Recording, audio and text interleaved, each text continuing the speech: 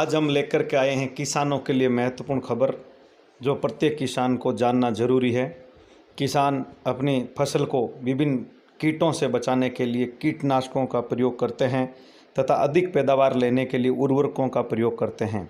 लेकिन बढ़ती दुनिया की आबादी के लिए भोजन की मांग पूरा करने के लिए कीटनाशकों व उर्वरकों का उपयोग उतना ही जरूरी है जितना केंद्र सरकार व राज्य सरकार की गाइडलाइन जारी की जाती है।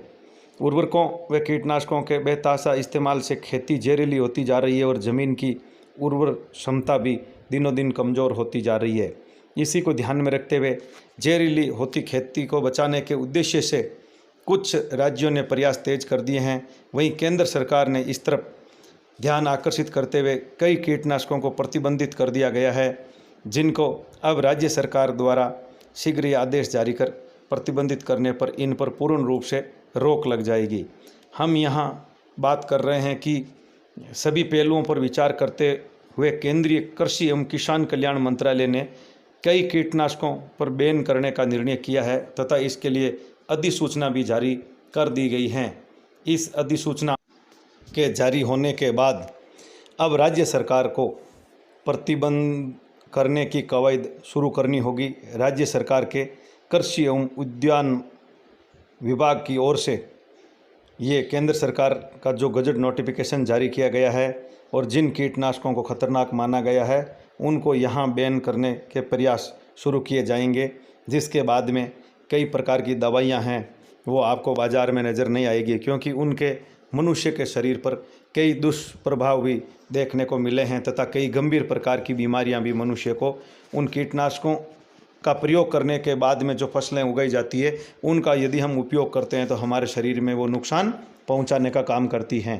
तो केंद्र सरकार की ओर से किन किन कीटनाशकों पर प्रतिबंधित किया गया है इसकी हम जानकारी इस वीडियो में आपको निश्चित रूप से अंत में देंगे और उन सभी कीटनाशकों के नाम आपको बताएंगे जो बाज़ार में आप खरीदने के लिए जाते हैं तथा अपनी कृषि उत्पादों को कीटों से बचाने के लिए प्रयोग करते हैं।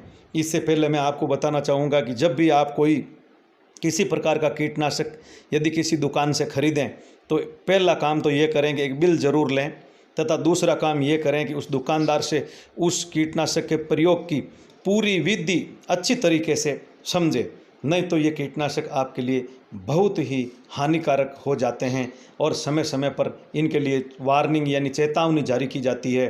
उस चेतावनी की यदि किसान पूरी तरह से पालना नहीं करता है तो कीटनाशक के छिड़काव करते समय उसको कई परेशानियों का सामना करना पड़ता है।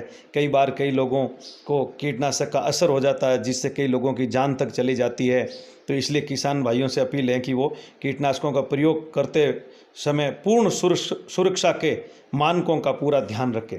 अब हम चर्चा करते हैं कि ऐसे कौन से कीटनाशक हैं जिन पर केंद्र सरकार ने गजट नोटिफिकेशन जारी कर रोक लगाने के निर्देश राज्य सरकारों को दिए हैं।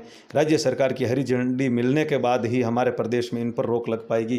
तो हम आपको बताना चाहते हैं कि ऐसे acephate, atrazine, benfuracarb, butachlor, captan, carbendazim, carbofuran, chlorpyrifos 2,4-D, deltamethrin, dicofol, dimethoate, dinocap, diuron, malathion, mancozeb, methomyl, monocrotophos, oxyfluorfen, pendimethalin, quinalphos, sulfosulfuron 3, thiodicarb, thiophanate methyl, thiram, zineb व जीरम, ये 27 नाम हमने आपके सामने रखे हैं।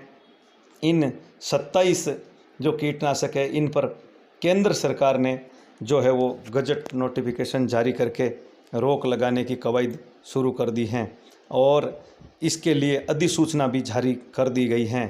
कृषि एवं किसान कल्याण मंत्रालय ने इन 27 कीटनाशकों को बैन करने का निर्णय ले लिया है।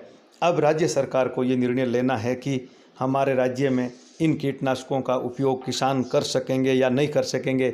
यदि राज्य सरकार इस संबंध में ठोस निर्णय लेती है तो शीघ्र ही ये 27 प्रकार के कीटनाशक है वो बाज़ार से पूर्ण रूप से नदारद हो जाएंगे और किसान भाइयों को ये नहीं मिल पाएंगे।